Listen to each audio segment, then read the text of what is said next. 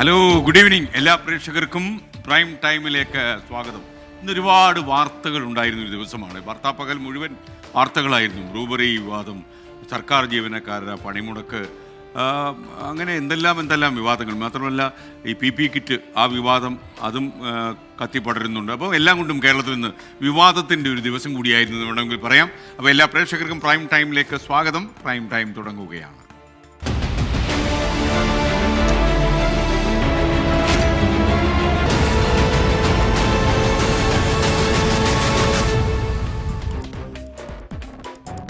എല്ലാ പ്രേക്ഷകർക്കും ഒരിക്കൽ കൂടി സ്വാഗതം.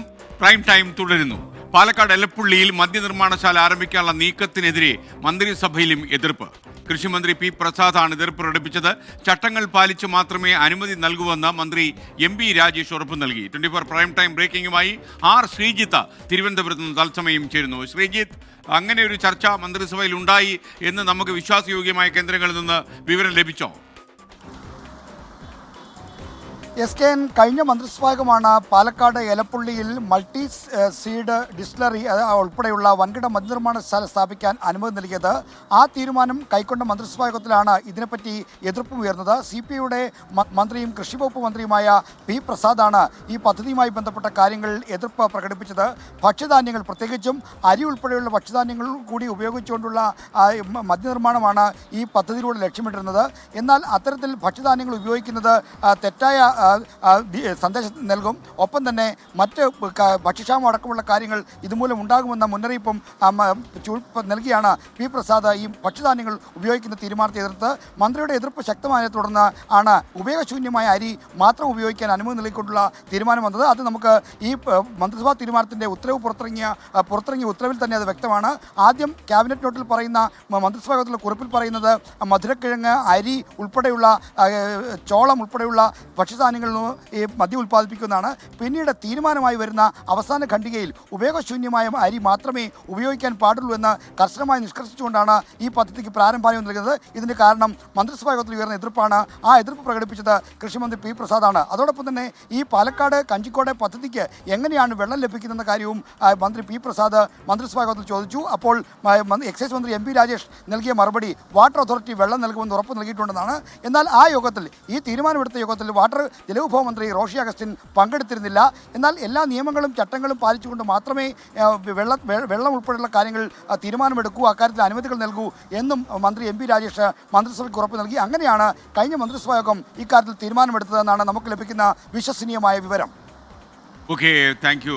R. ശ്രീജിത്താണ് വിവരങ്ങൾ നൽകിയത്. പാലക്കാട് എലപ്പുള്ളി മദ്യനിർമ്മാണശാലയിൽ ആശങ്ക പങ്കുവച്ച CPM പ്രാദേശിക ഘടകങ്ങളും തദ്ദേശ തെരഞ്ഞെടുപ്പിൽ വെല്ലുവിളി ഉണ്ടാകുമെന്ന പാലക്കാട് ജില്ലാ സമ്മേളനത്തിൽ വിമർശനമുയർന്നു. മദ്യനിർമ്മാണശാലയ്ക്ക് ജലം വിട്ടു നൽകുന്നതിനെ ഉദ്യോഗസ്ഥർ എതിർക്കുന്നതിനിടെ ജലം നൽകുന്നതിനെ ന്യായീകരിച്ച ജലവകുപ്പ് മന്ത്രി റോഷി അഗസ്റ്റിൻ നിലപാടെടുത്തു. മദ്യനിർമ്മാണശാലയിൽ CPI പ്രാദേശിക ഘടകം എതിർപ്പുന്നയിച്ചതിന് പിന്നാലെയാണ് സർക്കാരിനെ വെട്ടിലാക്കി CPM പ്രാദേശിക ഘടകത്തിലും എതിരഭിപ്രായം. ജനങ്ങളുടെ ആശങ്കകൾ പരിശോധിക്കണമെന്ന് CPM ജില്ലാ സമ്മേളനത്തിൽ പ്രതിനിധികൾ ആവശ്യപ്പെട്ടു. മദ്യനിർമ്മാണശാല വിഷയം സമ്മേളനത്തിൽ ചർച്ചയായെന്ന് CPM പാലക്കാട് ജില്ലാ സെക്രട്ടറി EN സുരേഷ് ബാബു സമ്മതിച്ചു. അതേസമയം മദ്യനിർമ്മാണശാലയ്ക്ക് ജലം വിട്ടു നൽകുന്നതിനെ മന്ത്രി റോഷി അഗസ്റ്റിൻ ന്യായീകരിച്ചു. അതൊക്കെ ചാനലിനകത്ത് വാർത്തക്കകത്തും കണ്ടതാ, തെറ്റിദ്ധരിപ്പിക്കാനായിരിക്കുന്നു. അവിടെ 95 ml വാട്ടർ ഉപയോഗിക്കുന്നതിൽ 10 ml ഇൻഫ്രായ്ക്ക് കൊടുത്തിട്ടുണ്ട്. ഇൻഫ്രായ്ക്ക് കൊടുത്തിരിക്കുന്നതിൽ നിന്നും ഇത്തരം കാര്യങ്ങളിൽ ജലം ഉപയോഗിക്കുന്നതിന് തടസ്സമില്ലെന്നുള്ളത് മാത്രമേ വാട്ടറിൽ പറഞ്ഞിട്ടുള്ളൂ. ജലം വിട്ടു നൽകുന്നതിൽ ഉദ്യോഗസ്ഥരുടെ എതിർപ്പിനിടെയാണ് മന്ത്രി നിലപാട് വ്യക്തമാക്കിയത്. ഇതിനിടെ മദ്യനിർമ്മാണശാലയ്ക്ക് ജലം നൽകാൻ വാട്ടർ അതോറിറ്റിക്ക് കഴിയില്ലെന്ന് തെളിയിക്കുന്ന രേഖകൾ 24 ലഭിച്ചു. 2017 തന്നെ വ്യാവസായിക ആവശ്യത്തിന് ജലം നൽകാനാകില്ലെന്ന് എക്സിക്യൂട്ടീവ് എഞ്ചിനീയർ ജില്ലാ കളക്ടർക്ക് നൽകിയ കത്തിൽ വ്യക്തമാക്കുന്നുണ്ട്. മദ്യനിർമ്മാണശാലയ്ക്കെതിരെ KCBCയും രംഗത്തെത്തി. തീരുമാനം പിൻവലിക്കണമെന്നും അതുവരെ പ്രതിഷേധം തുടരുമെന്നും KCBC അറിയിച്ചു. 24 പാലക്കാട്.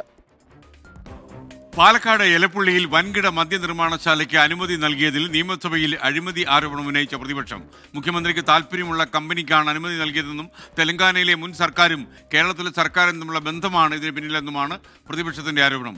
മന്ത്രിസഭ അനുമതി നൽകിയ പദ്ധതി വിവാദമായതോടെ CPIക്ക് ആശങ്ക ഉണ്ടായിരിക്കുന്നു.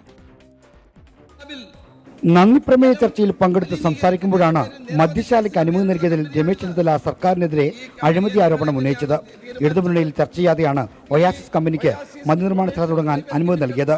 മുഖ്യമന്ത്രിക്ക് താൽപ്പര്യമുള്ള കമ്പനിയാണിതെന്നും ചെന്നിത്തല ആരോപിച്ചു. നിങ്ങൾ ഇവരെ എങ്ങനെ തിരഞ്ഞെടുത്തു?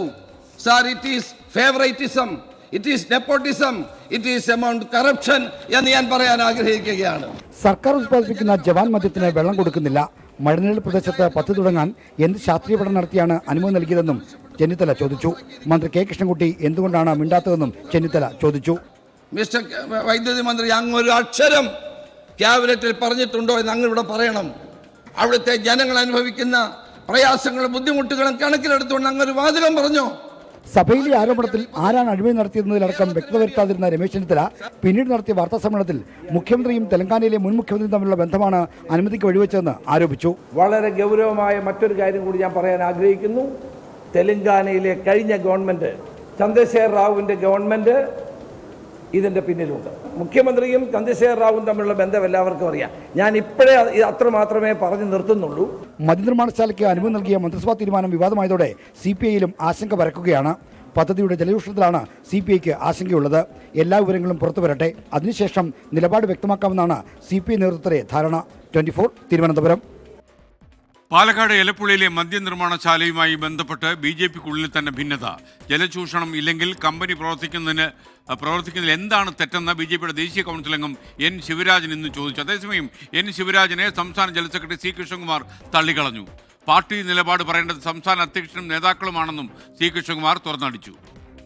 എല്ലാ വ്യവസായികളും വരും, മുട്ടുസൂചികൾ അറവുസാല വരും. ഇതിനൊക്കെ എതിർക്കാൻ നിന്നാൽ എതിർക്കാം. വെള്ളം ചൂഷണം ചെയ്യുന്നതിന് പക്കെതിരാണ്. മലമ്പുഴയിൽ നിന്ന് ഒരു തുള്ളി വെള്ളം ഈ വ്യവസായത്തിന് കൊടുക്കാൻ പാടില്ല. ഇപ്പോൾ ഒരു 1500-2000 പേർക്ക് ജോലി കിട്ടുന്ന ഒരു കമ്പനി വരുമ്പോൾ മലമ്പുഴയിൽ നിന്ന് വെള്ളം കൊടുക്കണ്ട എന്ന് പറഞ്ഞ് സമരം ചെയ്യുന്നതിൽ ന്യായമാണ്. പാലക്കാട് നഗരത്തിന് വെള്ളം കൂടി വരമുണ്ട്. BJPയുടെ ഔദ്യോഗികമായിട്ടുള്ള അഭിപ്രായം പറയാനുള്ള അധികാരം BJPയുടെ സംസ്ഥാന അധ്യക്ഷനാണ്. മഹിളാ മോർച്ചയുടെ ബഹുമാന്യായിട്ടുള്ള സംസ്ഥാന അധ്യക്ഷയാണ് ഇന്നത്തെ സമരത്തിൽ മഹിളാ മാർച്ചിൽ പങ്കെടുത്തിട്ടുള്ളത്. പാർട്ടിയുടെ ഔദ്യോഗിക നയം പറയാനുള്ള അധികാരം സംസ്ഥാന അധ്യക്ഷനാണ്. ഷാബി കുമ്മേരി പറയുന്നു, SKN ഇവിടെ കമന്റ് ഇടുന്നവരുടെ അതേ ID ഉപയോഗിച്ച് ഫേക്ക് ഇടുന്നത് 24 റോബോട്ടോ അത് ആരെങ്കിലും അറിയണമെന്നുണ്ട്. എൻ്റെ പേരിലും ഒന്നും ഇന്നലെ ഫേക്ക് ID-യുമായി ആൾക്കാർ വന്നു എന്നാണ് പറയുന്നത്.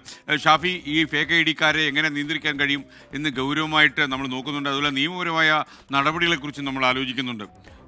അനിൽകുമാർ ഒരു കാര്യം പറയുന്നു. രാജസ്ഥാനിലെ കോട്ടയിൽ 21 വയസ്സുകാരി നീറ്റ് വിദ്യാർത്ഥിനി ആത്മഹത്യ ചെയ്തു എന്ന വാർത്തയാണ്. PG റൂമിലെ ഫാനിൽ കെട്ടിത്തൂങ്ങിയാണ് മരിച്ചത്. ഇതോടെ 20 വിദ്യാർത്ഥികളാണ് കഴിഞ്ഞ ഒരു കൊല്ലത്തിനകത്ത് രാജസ്ഥാനിൽ ഈ കാര്യത്തിൽ ആത്മഹത്യ ചെയ്ത് എന്നുകൂടി K. അനിൽകുമാർ ജയ്പൂരിൽ നിന്ന് യൂട്യൂബിലൂടെ പറയുന്നു. ഇനി മറ്റൊരു വാർത്തയിലേക്ക്. പാലക്കാട് പട്ടാമ്പി തൃത്താലയിൽ അധ്യാപകനോട് വിദ്യാർത്ഥി കൊലവിളി പ്രസംഗം നടത്തിയ സംഭവത്തിൻ്റെ വീഡിയോ പ്രചരിപ്പിച്ചതിൽ സംസ്ഥാന ബാലാവകാശ കമ്മീഷൻ വിശദീകരണം തേടി. വിദ്യാഭ്യാസ ഉപഡയറക്ടറും ചൈൽഡ് ലൈനും 10 ദിവസങ്ങൾക്കകം റിപ്പോർട്ട് സമർപ്പിക്കണം. അധ്യാപകർ ദൃശ്യങ്ങൾ പ്രചരിപ്പിച്ചത് അതീവ ഗൗരവതരമെന്ന കമ്മീഷൻ വിലയിരുത്തുന്നു. 24 പ്രൈം ടൈം ബ്രേക്കിംഗുമായി AB ജയശങ്കർ ടെലിഫോണിൽ ചേരുന്നു. തിരുവനന്തപുരത്ത് ജയശങ്കർ, ഏത് സാഹചര്യത്തിലാണ് ബാലാവകാശ കമ്മീഷൻ ഇതിൽ ഇടപെടാൻ തീരുമാനിച്ചത്? അതായത് SKN ഈ വിദ്യാർത്ഥി ഇത്തരത്തിൽ അധ്യാപകരോട് കയർത്ത് സംസാരിക്കുന്ന ദൃശ്യങ്ങൾ അധ്യാപകർ തന്നെയാണ് പ്രചരിപ്പിക്കുന്നത്, മാധ്യമങ്ങൾക്ക് ഉൾപ്പെടെ നൽകിയത്. ഈ വിഷയത്തിലാണ് ഇപ്പോൾ ബാലാവകാശ കമ്മീഷൻ ഇടപെട്ടിരിക്കുന്നത്. വിദ്യാഭ്യാസ ഉപഡയറക്ടർ ഒപ്പം തന്നെ ചൈൽഡ് ലൈൻ എന്നിവരോട് ഈ വിഷയവുമായി ബന്ധപ്പെട്ട റിപ്പോർട്ട് സമർപ്പിക്കാൻ ബാലാവകാശ കമ്മീഷൻ ആവശ്യപ്പെട്ടിരിക്കുകയാണ്. 10 ദിവസത്തിനകം റിപ്പോർട്ട് സമർപ്പിക്കാനാണ് നിർദ്ദേശം. ഒപ്പം തന്നെ ഈ വിഷയം, ഈ അധ്യാപകർ ഇത്തരത്തിൽ ദൃശ്യങ്ങൾ പ്രചരിപ്പിച്ചത് അതീവ ഗൗരവകരം എന്നാണ് കമ്മീഷന്റെ വിലയിരുത്തൽ. ഈ റിപ്പോർട്ട് ലഭിച്ച ശേഷം കമ്മീഷൻ തുടർ നിയമ നടപടികൾ ആലോചിക്കും. പോലീസിനോട് ഉൾപ്പെടെ ഈ റിപ്പോർട്ടിന് ശേഷമായിരിക്കും വിശദീകരണം തേടുക. എന്തായാലും ഈ റിപ്പോർട്ട് ലഭിച്ച ശേഷം കാര്യത്തിൽ കൂടുതൽ നടപടികൾ സ്വീകരിക്കാനാണ് കമ്മീഷന്റെ തീരുമാനം. ഒപ്പം തന്നെ സ്കൂളിൽ നേരിട്ട് സന്ദർശനം നടത്തി കാര്യങ്ങൾ വിലയിരുത്താനും കമ്മീഷൻ ആലോചിക്കുന്നുണ്ട്. ഈ പാലക്കാട് ജില്ലയിൽ അടുത്ത മാസം 7-8 തീയതികളിൽ കമ്മീഷന്റെ സിറ്റിംഗ് ഉണ്ട്. ഈ ഘട്ടത്തിലായിരിക്കും കമ്മീഷൻ സ്കൂളിലെത്തി നേരിട്ട് സന്ദർശനം നടക്കുക. കുട്ടിയെ ഉൾപ്പെടെ നേരിട്ട് കാണാനുള്ള ആലോചന കമ്മീഷനുണ്ട്. എന്തായാലും ഇന്ന് തൃത്താല പോലീസ് സ്റ്റേഷനിൽ വെച്ച് ഈ കേസ് ഒത്തുതീർപ്പാകുന്ന തരത്തിലുള്ള സംഭാഷണങ്ങൾ ഉണ്ടായതിന് പിന്നാലെയാണ് ഇത്തരത്തിൽ കമ്മീഷന്റെ ഇടപെടൽ കൂടി വരുന്നത്. അധ്യാപകൻ വിദ്യാർത്ഥിയോട് ക്ഷമിക്കുന്നതായി പറഞ്ഞു. വിദ്യാർത്ഥി പിതാവിനൊപ്പം എത്തിയ അധ്യാപകനോട് മാപ്പ് പറയുന്ന ഒരു സാഹചര്യത്തിലാണ് ഇന്ന് തൃത്താല സ്റ്റേഷനിൽ വെച്ച ഈ സംഭവം ഒത്തുതീർപ്പാവുന്നത്. ഇതുമായി ബന്ധപ്പെട്ട പോലീസോ മറ്റോ ഇതുവരെ കേസും എടുത്തിരുന്നില്ല. എന്തായാലും ഇത്തരത്തിലൊരു ഒത്തുതീർപ്പ് നടക്കുന്നതിനിടെയാണ് കമ്മീഷന്റെ ഇടപെടൽ. എന്തായാലും കമ്മീഷൻ വിശദമായ റിപ്പോർട്ട് ലഭിച്ച ശേഷമായിരിക്കും ഈ വിഷയവുമായി ബന്ധപ്പെട്ട തുടർ നടപടികൾ സ്വീകരിക്കുക. SKN. ഓക്കെ, എ വി ജയശങ്കറാണ് വിവരങ്ങൾ നൽകിയത്. PPE കിറ്റ് ക്രമക്കേടുമായി ബന്ധപ്പെട്ട CAG റിപ്പോർട്ടിനെതിരെ മുൻ ധനമന്ത്രി ഡോക്ടർ TM തോമസ് ഐസക് ഇന്ന് രംഗത്ത് വന്നു. CAG രാഷ്ട്രീയം കളിക്കുകയാണെന്നും റിപ്പോർട്ടിൽ എന്ത് ഡാറ്റയുടെ അടിസ്ഥാനത്തിലാണ് ഇത് പറഞ്ഞതെന്നും ഡോക്ടർ തോമസ് ഐസക് ചോദിച്ചു. കോവിഡ് കാലത്ത് നടന്ന തീവെട്ടി കൊള്ളയാണ് PPE കിറ്റ് പർച്ചേസ് എന്ന മുൻ പ്രതിപക്ഷ നേതാവ് രമേശ് ചെന്നിത്തല ഇന്ന് ആരോപിച്ചു. PPE കിറ്റ് വാങ്ങാൻ കുറഞ്ഞ തുക കോട്ട് ചെയ്ത കമ്പനിയുടെ കത്ത് പ്രതിപക്ഷം ഇന്ന് പുറത്തുവിട്ടു. കോവിഡ് കാലത്ത് ഉയർന്ന വിലയ്ക്ക് PPE കിറ്റ് വാങ്ങിയതിനെ തുടർന്ന് സംസ്ഥാന സർക്കാരിന് 10 കോടി രൂപയുടെ നഷ്ടമുണ്ടായതായാണ് CAGയുടെ കണ്ടെത്തൽ. CAG റിപ്പോർട്ട് പുറത്തു വന്നതിനു പിന്നാലെ PPE കിറ്റ് അഴിമതി ആരോപണവും സംസ്ഥാന രാഷ്ട്രീയത്തിൽ വീണ്ടും സജീവ ചർച്ചാ വിഷയമാകുകയാണ്. PPE കിറ്റ് വാങ്ങിയതിൽ ക്രമക്കേട് നടന്നെന്ന CAG റിപ്പോർട്ടിനെ തള്ളുന്നു മുൻ ധനമന്ത്രി doctor TM Thomas Isaac. CAG രാഷ്ട്രീയം കളിക്കുകയാണെന്നും കേരളത്തിനെതിരായ കുരിശ് യുദ്ധത്തിന്റെ ഭാഗമാണ് റിപ്പോർട്ടെന്നും TM തോമസ് ഐസക്. CAG രാഷ്ട്രീയം തന്നെ ഏത് രാഷ്ട്രീയമാണ്, ഏത് സ്ഥാപനമാണ് BJPക്കാർ ഈ രീതിയിൽ നശിപ്പിക്കാതുള്ളത്? അതുകൊണ്ട് CAG കേരളത്തിനെതിരായിട്ടുള്ള കുരിശുദ്ധത്തിന്റെ ഭാഗമാണ്. പ്രതിപക്ഷ നേതാവെന്ന നിലയിൽ താൻ ഉന്നയിച്ച ആരോപണമാണിതെന്നും കോവിഡ് കാലത്ത് നടന്ന തീവെട്ടിക്കൊള്ളയാണ് PPE കിറ്റ് പർച്ചേസ് എന്നും രമേശ് ചെന്നിത്തല. ഞാൻ പ്രതിപക്ഷ നേതാവായിരുന്ന സമയത്ത് അന്ന് ഇത് ഉന്നയിച്ചതാണ്. 450 രൂപയ്ക്ക് കിട്ടിക്കൊണ്ടിരുന്ന കിറ്റ് 10,000 എണ്ണം വാങ്ങിയ ശേഷം നിങ്ങൾ നിർത്തലാക്കി 1,500 രൂപയ്ക്ക് നിങ്ങൾ വാങ്ങാൻ തീരുമാനിച്ചു. ഇത് കൊള്ളയല്ലെങ്കിൽ മറ്റെന്താണ് സാർ? PPE കിറ്റ് ക്രമക്കേടുമായി ബന്ധപ്പെട്ട CAG റിപ്പോർട്ടിനു പിന്നാലെ PPE കിറ്റ് വാങ്ങാൻ കുറഞ്ഞ തുക കോട്ട് ചെയ്ത കമ്പനിയുടെ കത്ത് പ്രതിപക്ഷം പുറത്തുവിട്ടു. 550 രൂപയ്ക്ക് PPE കിറ്റ് നൽകാമെന്നറിയിച്ച് അനിത ടെക്സ്കോട്ട് എന്ന കമ്പനി സർക്കാരിന് നൽകിയ കത്താണ് പ്രതിപക്ഷ നേതാവ് VD സതീശൻ പുറത്തുവിട്ടത്. 550 രൂപയ്ക്ക് തരാം എന്നുള്ള കത്തിരിക്കുമ്പോൾ അതിൽ നിന്ന് വാങ്ങിക്കാതെ 1,550 രൂപയ്ക്ക് 3 ഇരട്ടി വിലയ്ക്ക് ഇവർ PPE കിറ്റ് വാങ്ങിച്ചു. അപ്പോൾ മുൻ ആരോഗ്യമന്ത്രിയുടെ ഈ പറയുന്ന വാദം കൃത്യമായി പൊളിയാണ്. കോവിഡ് കാലത്ത് നടത്തിയ സാമ്പത്തിക ഇടപാടുകളിൽ CBI അന്വേഷണത്തിന് സർക്കാർ തയ്യാറാണോ എന്ന് BJP നേതാവ് V മുരളീധരൻ. PPE കിറ്റ് വാങ്ങിയതിൽ 10 കോടി രൂപ ഒരു കമ്പനിക്ക് വെറുതെ നൽകിയതാണോ എന്നും V മുരളീധരൻ ചോദിച്ചു. കേരളത്തിൽ നടന്നിട്ടുള്ള ഈ തട്ടിപ്പുകൾ അന്വേഷിക്കാൻ CBIയെ അന്വേഷിക്കാൻ വേണ്ടിയിട്ട് ഏർപ്പെടുത്താൻ മുഖ്യമന്ത്രി സന്നദ്ധനാണോ? CAG റിപ്പോർട്ടിന്റെ അടിസ്ഥാനത്തിൽ അന്വേഷണം വേണമെന്നാവശ്യപ്പെട്ട് പൊതുപ്രവർത്തകൻ പായിച്ചിറ നവാസ് വിജിലൻസിനു പരാതി നൽകി. 10 കോടി 23 ലക്ഷം രൂപയുടെ അധിക ബാധ്യത പൊതുഖജനാവിന് ഉണ്ടായെന്ന് ചൂണ്ടിക്കാട്ടി വിജിലൻസ് ഡയറക്ടർക്കാണ് പരാതി നൽകിയത്.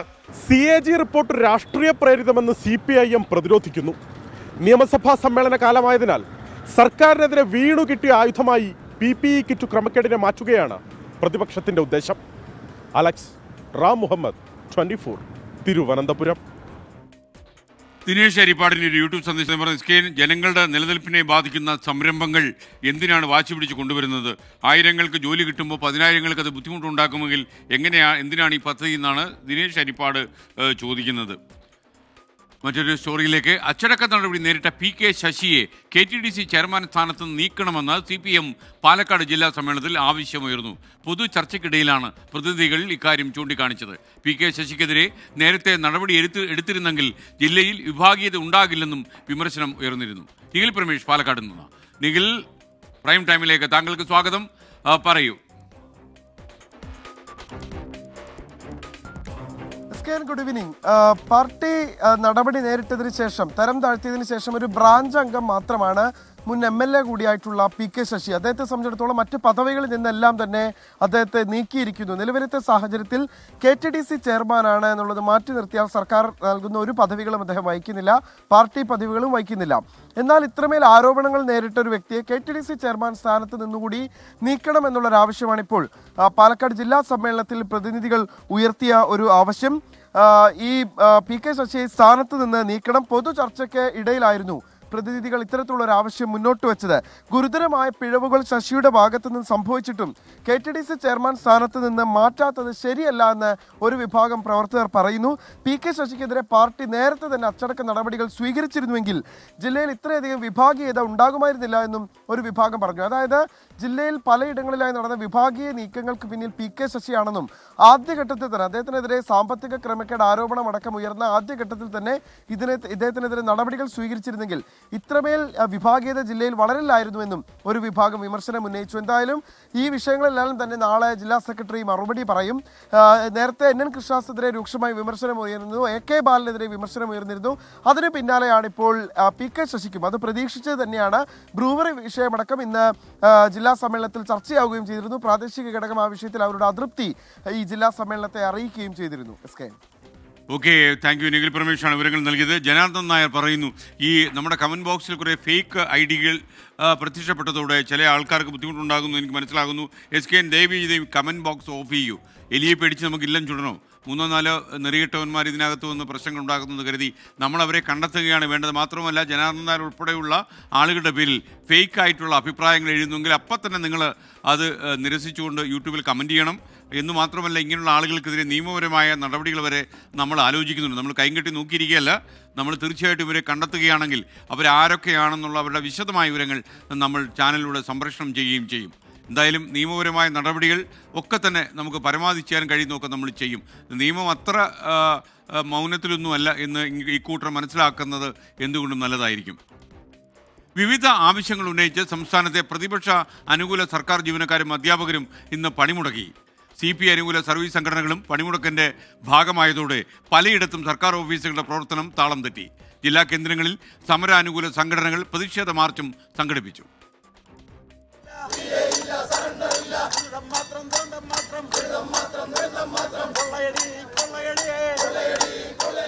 CPI അനുകൂല സംഘടനയായ ജോയിന്റ് കൗൺസിലും കോൺഗ്രസ് അനുകൂല സംഘടനയായ സെറ്റോയുമാണ് പണിമുടക്കിന് നേതൃത്വം നൽകിയത്. പങ്കാളിത്ത പെൻഷൻ പിൻവലിക്കുക, DA കുടിശ്ശിക നൽകുക, ശമ്പള പരിഷ്കരണം നടപ്പിലാക്കുക തുടങ്ങിയ ആവശ്യങ്ങൾ ഉന്നയിച്ചായിരുന്നു സമരം. കളക്ടറേറ്റുകളെയും താലൂക്ക് വില്ലേജ് ഓഫീസുകളെയും സമരം സാരമായി ബാധിച്ചു.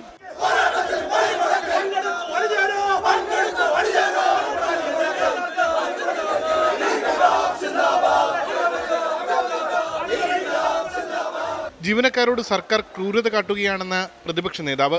ഈ സംസ്ഥാനം ഉണ്ടായതിനു ശേഷം ജീവനക്കാരോടും അധ്യാപകരോടും ഇതുപോലെ ക്രൂരമായി പെരുമാറിയ ഒരു സർക്കാർ നമുക്കറിയാം. 19% DA ഉൾപ്പെടെ, DA കുടിശ്ശിക ഉൾപ്പെടെ, ലീവ് സറണ്ടർ ഉൾപ്പെടെ, ശമ്പള പരിഷ്കരണ കുടിശ്ശിക ഉൾപ്പെടെ 65,000 കോടി രൂപയാണ് അധ്യാപകർക്കും ജീവനക്കാർക്കും കൂടി സർക്കാർ കൊടുക്കാനുള്ളത്. ജോയിന്റ് കൗൺസിൽ ജീവനക്കാർ സമരത്തിനിടെ സെക്രട്ടേറിയറ്റ് സൗത്ത് ഗേറ്റ് അടച്ചിട്ടു.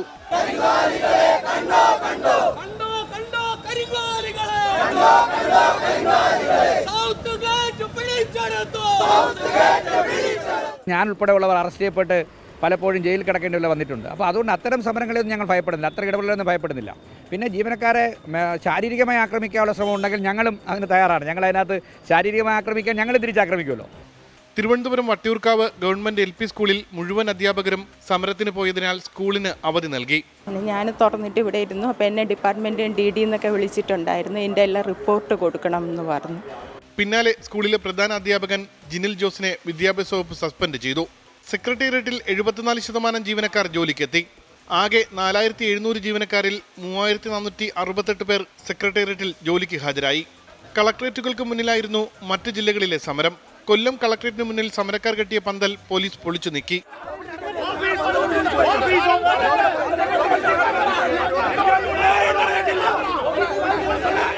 വിവിധ ബ്യൂറോകൾക്കൊപ്പം 24 തിരുവനന്തപുരം. മോഹൻ NB ചോദിക്കുന്നു, കുട്ടി പ്രധാന അധ്യാപകനെതിരെ കൊലവിളി നടത്തിയതിനെ കുറിച്ച് ബാലാവകാശ കമ്മീഷന് ഒന്നും പറയാനില്ലേ? വെറുതെയല്ല കുട്ടികൾ തലതിരിഞ്ഞു പോകുന്നത് എന്നും യൂട്യൂബ് സന്ദേശം. അത് ബാലാവകാശ കമ്മീഷൻ്റെ ജോലിയല്ല. കുട്ടികളുടെ താല്പര്യം, കുട്ടികളുടെ അവകാശം ഇതൊക്കെ സംരക്ഷിക്കുകയാണ് അവരുടെ പ്രാഥമിക കർത്തവ്യം എന്ന് നമ്മൾ അറിയണം. അഹമ്മദ് ചോദിക്കുന്നു, ഈ അലക്സറ മുഹമ്മദ് അതെന്ത് പേര്? അത് അത്യാവശ്യം കുഴപ്പമില്ലാത്ത പേരല്ലേ? ഇനി വീണ്ടും സർക്കാർ ജീവനക്കാരുടെ സമരത്തിലേക്ക്. ജീവനക്കാരുടെ ശമ്പള പരിഷ്കരണം ഉൾപ്പെടെയുള്ള ആവശ്യങ്ങൾ നിയമസഭയിൽ അടിയന്തര പ്രമേയമായി പ്രതിപക്ഷം ഇന്ന് ഉന്നയിച്ചു. അടുത്ത ശമ്പള കമ്മീഷൻ വരേണ്ട സമയമായെന്നും ധനമന്ത്രി മിണ്ടുന്നില്ലെന്നും പ്രതിപക്ഷം കുറ്റപ്പെടുത്തി. കേന്ദ്രം സാമ്പത്തികമായി ഞെരുക്കുന്നെന്നും സർക്കാർ ജീവനക്കാരുടെയും കർഷകരുടെയും ഗ്യാരണ്ടി LDF സർക്കാരെന്നുമായിരുന്നു ധനമന്ത്രി KN ബാലഗോപാലിൻ്റെ ഇന്നത്തെ നിയമസഭയിലെ മറുപടി. CPI അനുകൂല സർവീസ് സംഘടന ജോയിന്റ് കൗൺസിൽ കൂടി പണിമുടക്കിൽ പങ്കെടുക്കുന്നതിനിടെയാണ് വിഷയം പ്രതിപക്ഷം സഭയിലെത്തിച്ചത്. അടിയന്തര പ്രമേയമായി വിഷയമുന്നയിച്ച PC വിഷ്ണുനാഥ് വാഴ്ത്തുപാട്ടിൽ മുഖ്യമന്ത്രിയെ പരിഹസിച്ച് രംഗത്തെത്തി. ഇല്ലാതായ ദുഃഖമെല്ലാം കടിച്ചമർത്തിക്കൊണ്ടാണ് സാർ അവര് സെക്രട്ടേറിയറ്റിൽ നിന്ന് ചെങ്കൊടിക്കു കാവലാൽ ചെങ്കനൽ കണക്കൊരാൾ വർഗബോധ താരയിൽ തൊഴിലാളികൾക്ക് തോഴനായി ഇരുളടഞ്ഞ പാതയിൽ ജ്വലിച്ച സൂര്യനെ. സാർ വയലാർ എഴുതുമോ സാർ ഇതുപോലെ? സാറ് ഈ പാട്ടും പാടിയ സ്റ്റേജിന്റെ പുറയിലോട്ട് പോയി അവർ കൂട്ടക്കരച്ചിലായിരുന്നു സാർ. മുൻ UDF സർക്കാരുകളുടെ കാലത്തെ പ്രതിഷേധങ്ങൾ സൂചിപ്പിച്ചായിരുന്നു ധനമന്ത്രി KN ബാലഗോപാലിന്റെ പ്രതികരണം. ഭരണത്തിലുള്ളപ്പോഴും പ്രതിപക്ഷത്തായിരിക്കുമ്പോഴും LDFന് ഒറ്റ നിലപാടാണെന്നും KN ബാലഗോപാൽ പറഞ്ഞ കാര്യങ്ങൾ ചെയ്യും, അതിലധികവും ചെയ്യും ഇടതുപക്ഷ ജനാധിപത്യ മുന്നണി. അടുത്ത ശമ്പള കമ്മീഷൻ റിപ്പോർട്ട് വരേണ്ട സമയമായെന്നും ഇതേക്കുറിച്ച് ധനമന്ത്രി മിണ്ടുന്നില്ലെന്നും പ്രതിപക്ഷ നേതാവ് VD സതീശൻ.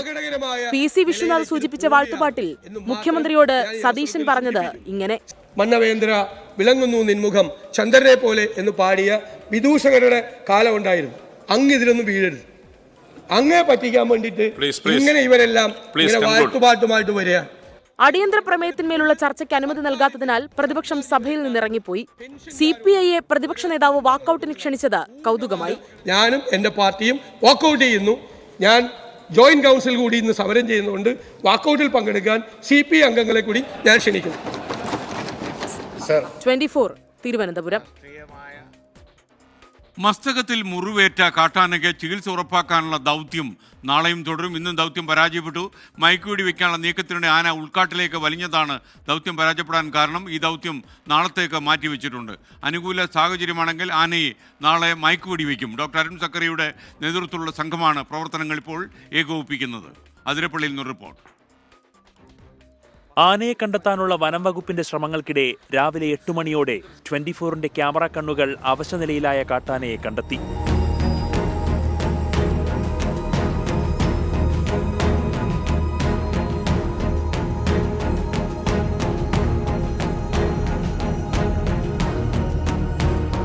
വെറ്റിലപ്പാറ 14 നിന്ന് ചാലക്കുടിപ്പുഴയിലെ തുരുത്തിലേക്ക് ആന നടന്നു നീങ്ങുന്നതായിരുന്നു ദൃശ്യങ്ങൾ.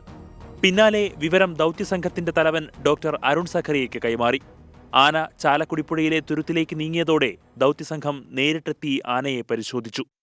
മയക്കുവെടി വയ്ക്കാനുള്ള സാഹചര്യം അനുകൂലമല്ലാത്തതിനാൽ ആനയെ തൊട്ടടുത്ത റബ്ബർ തോട്ടത്തിലേക്ക് മാറ്റാൻ ശ്രമം. പടക്കം പൊട്ടിച്ചു. പക്ഷേ പരിഭ്രാന്തിയിലായ ആന ഓടി ഉൾക്കാട്ടിലേക്ക് വലിഞ്ഞു. പല സംഘങ്ങളായി തിരിഞ്ഞ് തിരച്ചിൽ നടത്തിയെങ്കിലും ആനയെ കണ്ടെത്താനായില്ല. ഡ്രോൺ സഹായത്തോടെ നടത്തിയ തിരച്ചിലും പരാജയം. ഇതോടെ ഇന്നത്തെ ദൗത്യം അവസാനിപ്പിച്ചു. രാവിലെ കുറച്ച് നേരത്തെ എത്തി ആനയൊന്ന് നിരീക്ഷിച്ചതിന് ശേഷം ബാക്കി ഇത് ചെയ്യാമെന്നാണ് ഡോക്ടർ പറഞ്ഞിരിക്കുന്നത്. പിന്നെ കുറച്ചും കൂടെ പറഞ്ഞിടയ്ക്ക് ഈ തിക്കും തിരക്കും ഒന്ന് ഒഴിവാക്കാനും ഡോക്ടർ പ്രത്യേകം പറഞ്ഞിട്ടുണ്ട്. കാരണം ഇന്ന് തന്നെ ആന ഓടിയത് വേറെ വണ്ടികളൊന്നും ഇല്ലാഞ്ഞുകൊണ്ട് രക്ഷപ്പെട്ടു.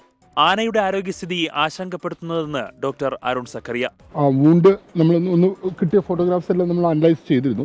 അപ്പോൾ നോക്കിയപ്പോൾ ശരിക്കും നമുക്കൊരു ട്രീറ്റ്മെന്റ് വേണ്ട ഒരു വൂണ്ടാണ്. ഇറ്റ്സ് നോട്ട് പെനിട്രേറ്റിംഗ് വൂണ്ടല്ല. ഒരു പ്രൊജക്ടൈൽ പോയ ഒരു വൂണ്ടായിട്ട് തോന്നുന്നില്ല. ഹിറ്റ് വൂണ്ടായിട്ട് തന്നെയാണ് തോന്നുന്നു. നാളെ രാവിലെ തന്നെ ദൗത്യം പുനരാരംഭിക്കും. കാലടി പ്ലാന്റേഷൻ റോഡിൽ ഗതാഗത നിയന്ത്രണം ഉൾപ്പെടെ ഏർപ്പെടുത്തി ആനയെ മയക്കുവെടി വെച്ച് ചികിത്സിക്കാനാണ് തീരുമാനം. രാത്രിയിലും വനംവകുപ്പിന്റെ സംഘം ആനയ്ക്കായി തിരച്ചിൽ തുടരും. 24 തൃശൂർ.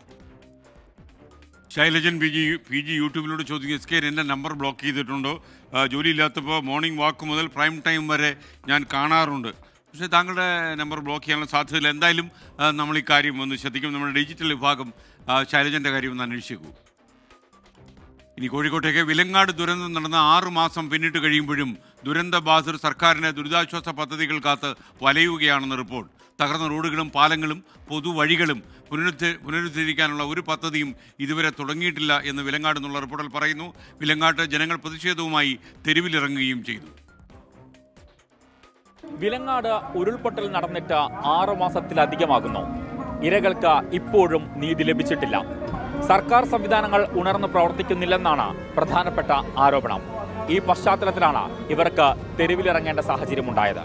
വയനാടിന് നൽകുന്ന പരിഗണനകളെല്ലാം വിലങ്ങാടിനും നൽകുമെന്ന് മുഖ്യമന്ത്രിയടക്കം പ്രഖ്യാപിച്ചെങ്കിലും അതുണ്ടായില്ല. വിലങ്ങാട്ട് ജനങ്ങൾ പൊറുതിമുട്ടി ഒടുവിൽ സമരത്തിനിറങ്ങി. തകർന്ന റോഡുകളും പാലങ്ങളും പൊതുവഴികളും പുനരുദ്ധീകരിക്കുക, ഭാഗികമായി തകർന്ന വീടുകളുടെ പുനരുദ്ധാരണം ഉറപ്പുവരുത്തുക, ആനുകൂല്യങ്ങൾ ജനങ്ങളുടെ കൈകളിലെത്തിക്കുക തുടങ്ങി വിവിധ ആവശ്യങ്ങളാണ് വിലങ്ങാട്ട ജനങ്ങൾ ഉന്നയിക്കുന്നത്. ക്ഷമിച്ചു മടുത്തവരുടെ രോഷവും സങ്കടവുമൊക്കെയാണ് വീണ്ടും സമരമാർഗത്തിലേക്ക് വിലങ്ങാട്ടുകാരെ നയിക്കുന്നത്. കോഴിക്കോട് കളക്ടറേറ്റിൽ നടത്തിയ ധർണാ സമരം ഷാഫി പറമ്പിൽ MP ഉദ്ഘാടനം ചെയ്തു. പുനരധിവാസ കാര്യത്തിൽ വെലങ്ങാടിനോട് തികഞ്ഞ അവഗണനയാണ്. ആ അവഗണന അംഗീകരിക്കാൻ കഴിയില്ല എന്നുള്ളതാണ് ഈ ജനത ഇവിടെ ഒന്നടങ്കം വിളിച്ചു പറയാൻ ആഗ്രഹിക്കുന്നത്. വീടുകൾ നിർമ്മിച്ചു നൽകാൻ സന്നദ്ധത അറിയിച്ച സംഘടനകളും വ്യക്തികളും വീടുകൾ എവിടെ നിർമ്മിക്കണമെന്നറിയാതെ കാത്തിരിക്കാൻ തുടങ്ങിയിട്ട് മാസം 6 പിന്നിട്ടു. ഡ്രോൺ സർവേയും കണക്കെടുപ്പുമൊക്കെ മുറക്കി നടന്നെങ്കിലും ജനത്തിന് ഇതിന്റെയൊന്നും പ്രയോജനം ലഭിച്ചിട്ടില്ല. വരാനിരിക്കുന്ന മഴക്കാലത്തെ ഏറെ ഭീതിയോടെയാണ് ഈ ജനത നോക്കിക്കാണുന്നത്.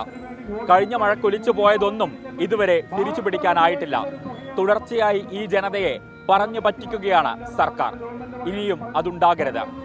ഒലിച്ചുപോയ വീടും പാലവും ആ നാടും ഒന്നാകെ ഇവർക്ക് തിരിച്ചു പിടിക്കണം. വാടക വീടുകളിലും ബന്ധുവീടുകളിലുമൊക്കെ കഴിയുന്ന ഒട്ടേറെ പേർ ഇപ്പോഴും വിലങ്ങാടിന്റെ വിലാപമാണ്. വ്യക്തിഗത സഹായങ്ങൾ ലഭിച്ചെങ്കിലും അതുകൊണ്ട് മാത്രം രക്ഷാമാർഗം സ്വീകരിക്കാൻ കഴിയാതെ വലയുന്ന കുടുംബങ്ങളിൽ വയോജനങ്ങൾ മുതൽ കുട്ടികൾ വരെയുണ്ട്. നിത്യരോഗികളും കിടപ്പ് രോഗികളുമുണ്ട്. വ്യക്തിഗത സഹായം ലഭിക്കാത്തവരും വിലങ്ങാട് ഏറെ പേരുണ്ട്. 6 മാസമാകാനായി ഉരുൾപൊട്ടൽ നടന്നിട്ട് ഇതുവരെയും ജനങ്ങൾക്ക് വീടിൻ്റെ കുറിച്ചും അതുപോലെ തന്നെ റോഡുകൾ, പാലങ്ങൾ എല്ലാം വിലങ്ങാട് മേഖലയിൽ സ്തംഭിച്ച് കിടക്കുകയാണ്. ഇതുവരെയും അതിനൊന്നും യാതൊരു പ്രവർത്തനങ്ങളും ആരംഭിച്ചിട്ടില്ല. റോഡുകളും പാലങ്ങളും പൊതുവഴികളും ഇപ്പോഴും ഗതാഗത യോഗ്യമാക്കാതെ കിടക്കുന്നു. 6 മാസം കൂടി പിന്നിട്ടാൽ മറ്റൊരു മഴക്കാലമാണ് വരാനിരിക്കുന്നത്. ഇതിനു മുൻപ് വിലങ്ങാട്ട് സജ്ജമാക്കേണ്ട ഗതാഗത സൗകര്യങ്ങൾ ഏറെയാണ്. വിലങ്ങാട്ടെ ജനതയ്ക്ക് നീതി വേണം. അവരെ ഇനിയും പറഞ്ഞു പറ്റിക്കരുത്. അവർക്ക് അർഹമായ ആനുകൂല്യങ്ങൾ അവരുടെ കൈകളിൽ തന്നെ എത്തണം. അവരെ നമ്മൾ ചേർത്ത് നിർത്തണം.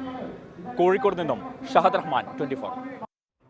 വിജയൻ ചോദിക്കുന്നു, SKN ഇപ്പോൾ പണി തുടങ്ങിയോ? അപരന്മാരെ ബ്ലോക്കിംഗ് തുടങ്ങിയോ എന്ന് ചോദിക്കുന്നു. വിജയൻ നമ്മൾ ഈ അപരന്മാരെ കണ്ടെത്താൻ ശ്രമം തുടങ്ങിയതല്ല, ഇവരെ ഓടിച്ചിട്ട് പിടിക്കാനുള്ള ശ്രമത്തിലാണ് നമ്മളിപ്പോൾ. അത് എന്തൊക്കെ നമുക്ക് ചെയ്യാൻ പറ്റുമോ അതൊക്കെ നമ്മൾ ചെയ്യും. കാരണം ഒരു സുഖമില്ലാത്ത പണിയല്ലേ. കമൻറ്റ് ബോക്സിൽ വന്ന് ഒരു കുടുംബം പോലെ കഴിയുന്ന ആളുകളെ തമ്മിൽ തല്ലിക്കാനും വേർതിരിക്കാനും ഒക്കെ ശ്രമിക്കുക എന്ന് പറയുന്നത്. അക്ഷര പറയുന്നു, താങ്കൾക്ക് സുഖം തന്നെയല്ലേ, മുഖത്തെന്തോ ഒരു വിഷാദം പോലെ. അങ്ങനെയൊന്നുമില്ല. നമുക്ക് മറ്റൊരു വാർത്തയിലേക്ക്. കൂത്താട്ടുകുളം തട്ടിക്കൊണ്ടുപോകലിൽ CPM-ന് എതിരെ വീണ്ടും ഗുരുതര ആരോപണവുമായി കൗൺസിലർ കലാരാജു രംഗത്ത് വന്നു. ഏരിയ കമ്മിറ്റി ഓഫീസിൽ കത്തി ചൂണ്ടി ആണ് ഭീഷണിപ്പെടുത്തി വീഡിയോ ചിത്രീകരിച്ചതെന്ന വെളിപ്പെടുത്തൽ ഇനി പാർട്ടിക്കൊപ്പം ഇല്ലെന്നും കലാരാജു പറയുന്നു. കോലഞ്ചേരി മജിസ്ട്രേറ്റിന് മുന്നിൽ രഹസ്യമൊഴി നൽകി പുറത്തിറങ്ങിയപ്പോഴാണ് കലാരാജുവിന്റെ പുതിയ ആരോപണം. SFI നേതാവ് വിജയ് രഘു കത്തി ചൂണ്ടി ഭീഷണിപ്പെടുത്തിയ ശേഷമാണ് വീഡിയോ ചിത്രീകരിച്ചതെന്ന് കലാരാജു.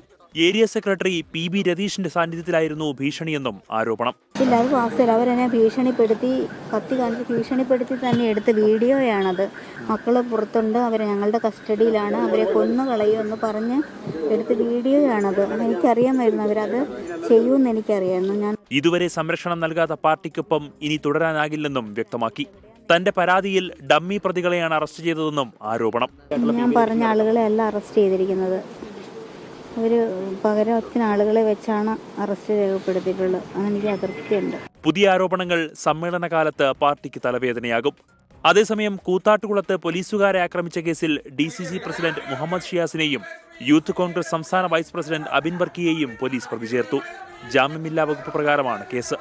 24 കൊച്ചി. സുധീഷ് പറയുന്നത് ഓടിച്ചിട്ട് പിടിക്കണം ഈ അപരന്മാരെ ഓടി തുടങ്ങിയിട്ടുണ്ട്.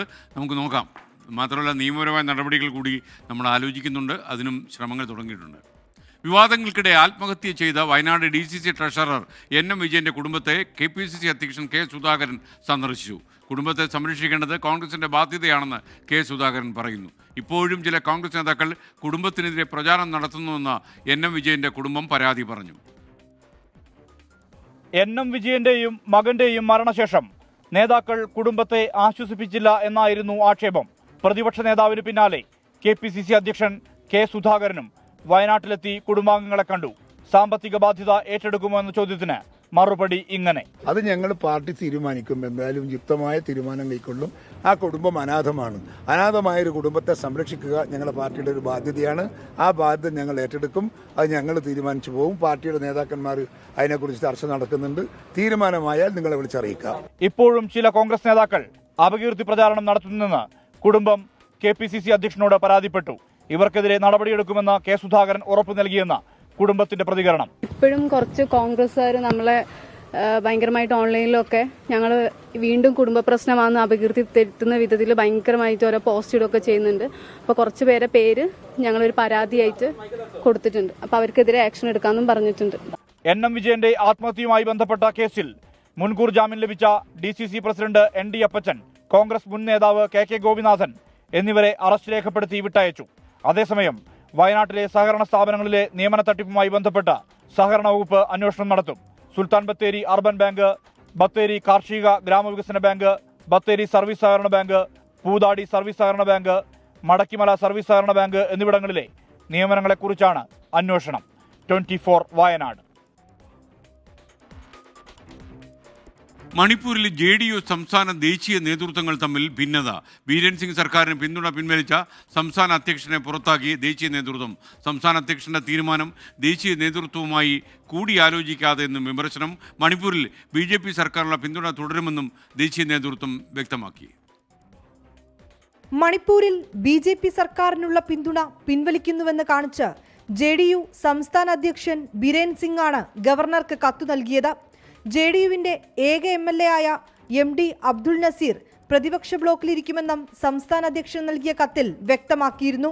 കേന്ദ്രത്തിലും ബീഹാറിലും പ്രധാന സഖ്യകക്ഷിയായ JDU മണിപ്പൂരിൽ BJPക്ക് പിന്തുണ പിൻവലിച്ചതിന് പിന്നാലെ ദേശീയ നേതൃത്വത്തിന്റെ ഇടപെടൽ. സംസ്ഥാന അധ്യക്ഷന്റെ തീരുമാനം ദേശീയ നേതൃത്വവുമായി കൂടിയാലോചിക്കാതെയായിരുന്നുവെന്ന് പാർട്ടി ദേശീയ വക്താവ് രാജീവ് രഞ്ജൻ പ്രസാദ് പറഞ്ഞു. സംസ്ഥാന അധ്യക്ഷൻ ബിരേൻ സിംഗിനെ പദവിയിൽ നിന്ന് മാറ്റിയെന്നും ദേശീയ നേതൃത്വം വ്യക്തമാക്കി. सबसे पहली बात तो यह है कि मणिपुर के इकाई की ओर से केंद्रीय नेतृत्व से कोई संपर्क नहीं किया गया था, विश्वास में लिया नहीं गया था. एक तरफा अध्यक्ष ने अपनी ओर से ये पत्र लिखा है और इसे गंभीर अनुशासनहीनता मानते हुए उनके खिलाफ कार्रवाई की गई है. उनको पार्टी के अध्यक्ष पद से मुक्त कर दिया गया. 2022 നിയമസഭാ തെരഞ്ഞെടുപ്പിൽ 6 MLA-മാരാണ് JDUവിനുണ്ടായിരുന്നത്. എന്നാൽ പിന്നീട് 5 MLA-മാർ BJPയിലേക്ക് മാറി. ഇതോടെ JDUവിന് 1 MLA മാത്രമായി. MLA-മാരെ കൂറുമാറ്റിയ BJPക്കെതിരെ JDU സംസ്ഥാന ഘടകത്തിൽ വിയോജിപ്പ് നിലനിൽക്കുന്നതിനിടെയായിരുന്നു പിന്മാറ്റ നീക്കം. വിനീത VG 24 ഡൽഹി. എനിക്ക് പ്രേക്ഷകരുടെ ഒരു അഭ്യർത്ഥനയുണ്ട്. ഇങ്ങനെയുള്ള ഈ ഫേക്ക് ഐഡിയിൽ നിന്ന് കമൻറ്റുകൾ വരുന്നത് നിങ്ങളും വളരെ ശ്രദ്ധാപൂർവം നോക്കണം. കാരണം ഇതിന് പിന്നിൽ എന്തെങ്കിലും ഗൂഢശക്തികൾ മറഞ്ഞിരിക്കുന്നുണ്ടോ എന്ന് നമുക്ക് സംശയിക്കാൻ ന്യായമുണ്ട്. മറ്റൊരു വാർത്തയിലേക്ക്. ആം ആദ്മി പാർട്ടിക്കെതിരെ കടുത്ത വിമർശനവുമായി പ്രധാനമന്ത്രി നരേന്ദ്രമോദി. ഡൽഹിയിൽ കുടിക്കാൻ മദ്യമുണ്ട്, എന്നാൽ വെള്ളമില്ലെന്ന് ബൂത്ത് ചുമതലക്കാരെ അഭിസംബോധന ചെയ്യവേ പ്രധാനമന്ത്രി പറഞ്ഞു. പാർട്ടി പ്രവർത്തകരെ BJP ഭീഷണിപ്പെടുത്തുമെന്ന് ആം ആദ്മി പാർട്ടിയുടെ ആരോപണം വന്നു. ഡൽഹി നിയമസഭാ തെരഞ്ഞെടുപ്പ് അവസാന ഘട്ടത്തിലേക്ക് കടന്നതോടെ മുൻനിര നേതാക്കൾ പ്രചാരണ രംഗത്ത് സജീവമാവുകയാണ്.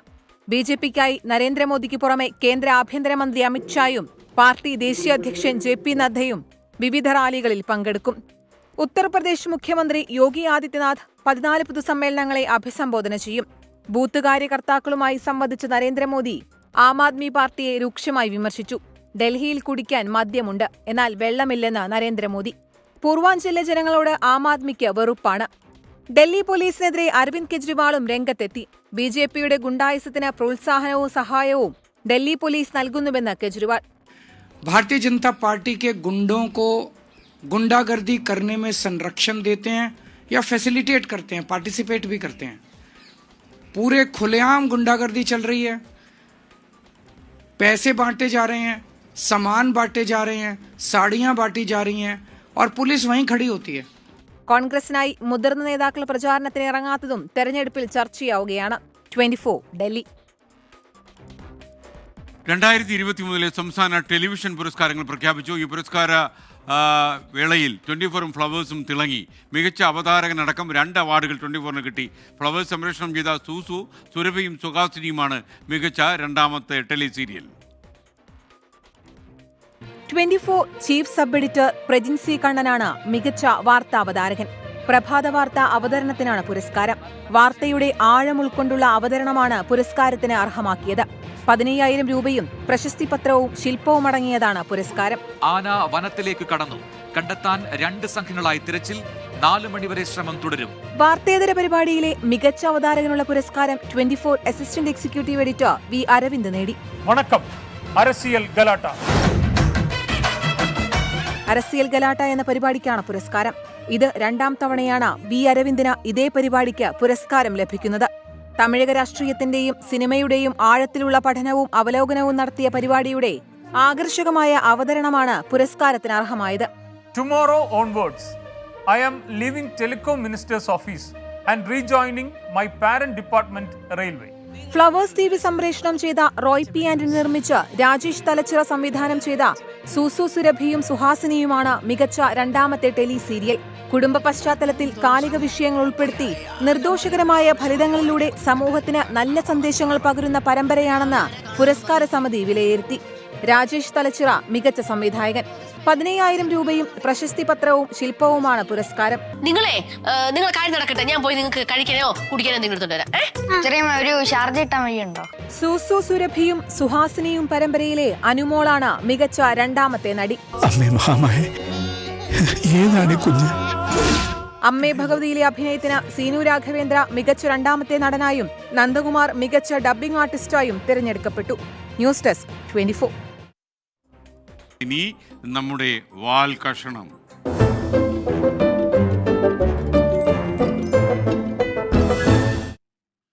അടുത്ത കൊല്ലം ഭരണം പിടിക്കാൻ ഒരുങ്ങുന്ന കോൺഗ്രസിലെ നേതാക്കളുടെ ഐക്യമില്ലായ്മ മറനീക്കി അങ്ങനെ പുറത്തു വരുന്നു. നേതൃസ്ഥാനത്ത് കടിച്ചു തൂങ്ങി ഇരിക്കില്ലെന്ന് കെ സുധാകരൻ തന്നെ പരസ്യമായി പറഞ്ഞു കളഞ്ഞു. അഴിച്ചുപണി നടത്തിയാൽ ഐക്യമുണ്ടാകുമോ? കാണാം എം അഫ്സലിന്റെ വാൽ കഷണം. ഒന്ന് കഴിഞ്ഞാൽ ഒന്ന്, ഓരോ പ്രശ്നം കഴിയുമ്പോഴും ഓരോ പ്രശ്നം തുടങ്ങുക. ഇവിടുത്തെ പ്രശ്നം എന്നാ ഒന്ന് തീരുക? നിങ്ങൾക്കറിയാലോ കോൺഗ്രസിന്റെ പക്ഷെ ഓരോ ദിവസവും ഓരോ പ്രശ്നങ്ങളല്ലേ. ഇപ്പത്തെ പ്രശ്നം കണ്ടില്ലേ, പ്രസിഡന്റിനെ മാറ്റണത്രേ. ഞങ്ങൾ ഇൻഫർമേഷൻ ഇതുവരെ കിട്ടിയിട്ടില്ല. അതിനെ അറിയാൻ നിങ്ങൾ മാത്രമേ ബാക്കിയുള്ളൂ.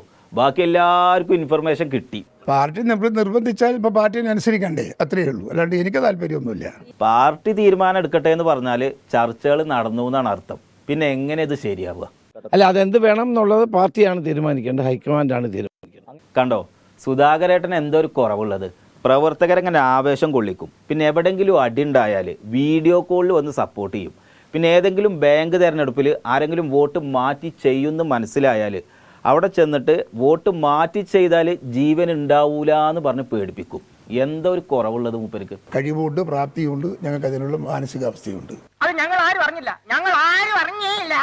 ഈ കഴിവൊന്നും മൂപ്പര് മറച്ചു വെക്കൂല. 4 ആള് കൂടിയാൽ അവിടെ വന്ന് ഇതൊക്കെ ഏറ്റു പറയാനും മൂപ്പർക്ക് ധൈര്യമുണ്ട്. അപ്പൊ അതൊന്ന് പത്രത്തിൽ എഴുതിയാട്ടെ, വേഗ പത്രാഫീസിൽ കൊണ്ടുപോയി കൊടുക്ക്. അപ്പൊ പ്രസിഡന്റിനെ മാറ്റേണ്ട കാര്യമില്ല. പക്ഷെ ഞാനൊരു കാര്യം പറയാം, എനിക്ക് ഇത് ഒരു വലിയ ആഡംബരവും അലങ്കാരവുമായി വിട്ടുകൊടുക്കില്ല എന്ന വാശിയിലൊന്നും ഞാനില്ല. ആർക്കും AICC ഏത് പ്രസിഡന്റിനെയും വെക്കാം. ഞാൻ ആ പ്രസിഡന്റിന് സഹകരണം പിന്തുണ എല്ലാം കൊടുക്കും.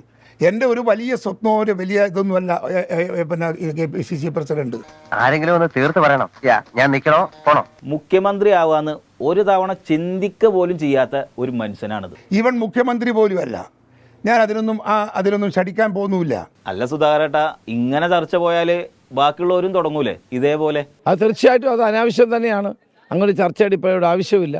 സുധാകരേട്ടാ, നമ്മളെ രാഷ്ട്രീയം ഇങ്ങനെയല്ലാന്ന്. എൻ്റെ രാഷ്ട്രീയം CPM-നെതിരെയുള്ള കോൺഗ്രസ് രാഷ്ട്രീയമാണ്. 6 വയസ്സ് മുതൽ 6, 7, 8 വയസ്സ് മുതൽ ഞാൻ CPM-നെതിരെ ഫൈറ്റ് ചെയ്യുന്ന ഒരാളാണ്. ആ ഫൈറ്റ് ഇപ്പോഴും തുടരും. ആ ഫൈറ്റിൻ്റെ ഭാഗമായി ഇത്തവണയും പിണറായി വിജയനെ അധികാരത്തിൽ എത്തിക്കാതിരിക്കാനുള്ള പ്രവർത്തനമാണ് എൻ്റെ പ്രവർത്തനം. ബാനുവിന്റെ യോഗ്യതയല്ലല്ലോ ഇവിടുത്തെ വിഷയം. 6-ാം വയസ്സ് മുതൽ പോരാട്ടം തുടങ്ങിയ ആളാണ്. നിങ്ങൾ ഇതൊക്കെ ഒന്ന് ശ്രദ്ധിക്കും. എന്നിട്ടും ചിലവർക്ക് സുധാകരേട്ടനെ മാറ്റണം. ഇപ്പോൾ നമ്മുടെ ശ്രദ്ധ കേന്ദ്രീകരിക്കേണ്ടത് പഞ്ചായത്ത് തെരഞ്ഞെടുപ്പിലാണ്. പഞ്ചായത്ത് തെരഞ്ഞെടുപ്പ് സാധാരണ പ്രവർത്തകരുടെ തെരഞ്ഞെടുപ്പാണ്. ആ പഞ്ചായത്ത് തെരഞ്ഞെടുപ്പിൽ 2010 ഞാൻ KPCC പ്രസിഡന്റ് ആയിരിക്കുമ്പോഴാണ് ഏറ്റവും വലിയ വിജയം ഉണ്ടായത്, 70% വിജയം. ഇതന്നെ പ്രശ്നം. ഒരാൾ 6-ാം വയസ്സ് മുതലുള്ള വീരകഥകൾ പറയാൻ തുടങ്ങും. അപ്പോൾ മറ്റേ വന്നിട്ട് ഞാൻ KPCC പ്രസിഡന്റ് ആയ സമയത്താണ് വലിയ വിജയം ഉണ്ടായത് എന്ന് പറയും. ഇങ്ങനെ ഓരോരുത്തരും കൂടി പറയാൻ തുടങ്ങിയാൽ അടി പിരിച്ചാ പിരിയും. ആ വിജയം ആവർത്തിക്കാൻ വേണ്ടി എല്ലാ പാർട്ടി പ്രവർത്തകരും നേതാക്കളും ഉണർന്ന് പ്രവർത്തിക്കേണ്ട സമയമാണ്. അതുകൊണ്ട് ഇത്തരം ചർച്ചകൾക്ക് യാതൊരു പ്രസക്തിയും ഇല്ല. ഇത് ശരിയാവൂല. വെറുതെ അല്ല, ഐക്യത്തിന് വേണ്ടി കൂടിയ രാഷ്ട്രീയകാര്യ സമിതിക്ക് ശേഷം നടത്താനിരുന്ന പത്രസമ്മേളനം ഐക്യം ഇല്ലാത്തതുകൊണ്ട് മാറ്റിവെച്ചത്. ഐക്യം ഇല്ലാത്തത് കൊണ്ടല്ല, അവർക്ക് വിശ്വാസമില്ലാത്തതുകൊണ്ടാണ്. ഒരുമിച്ചെങ്ങാനും പത്രസമ്മേളനം നടത്തിയാൽ മൈക്കിന് അടി കൂടാതെ ആ പത്രസമ്മേളനം മുഴുവനാക്കൂലെന്ന് നേതാക്കൾക്ക് നന്നായിട്ട് അറിയാം. അതെ, ഒരുമിച്ചിരുന്ന് സംസാരിക്കുന്നതിനോടുള്ള ഒരു വിയോജിപ്പ് അവർക്കുണ്ട്. അതുകൊണ്ടാണ് അമേരിക്കയിലെ അലബാമയിൽ തെരുവുകളിലും സ്കൂളുകളിലുമൊക്കെ കുട്ടികൾ ഒരുമിച്ചിരിക്കുന്നതും പഠിക്കുന്നതൊക്കെ സ്വപ്നം കാണുകയും പ്രസംഗിക്കുകയൊക്കെ ചെയ്തിരുന്നു മാർട്ടിൻ ലൂതർ കിങ്. അതുപോലെ കോൺഗ്രസിൻ്റെ നേതാക്കൾ മൈക്കിന് അടികൂടാതെ ഒരുമിച്ചിരുന്ന് പത്രസമ്മേളനം നടത്തുന്നത് കാണാൻ എത്ര കാലമാണ് ഇനി കാത്തിരിക്കേണ്ടി വരുമെന്നാണ് അറിയാത്തത്.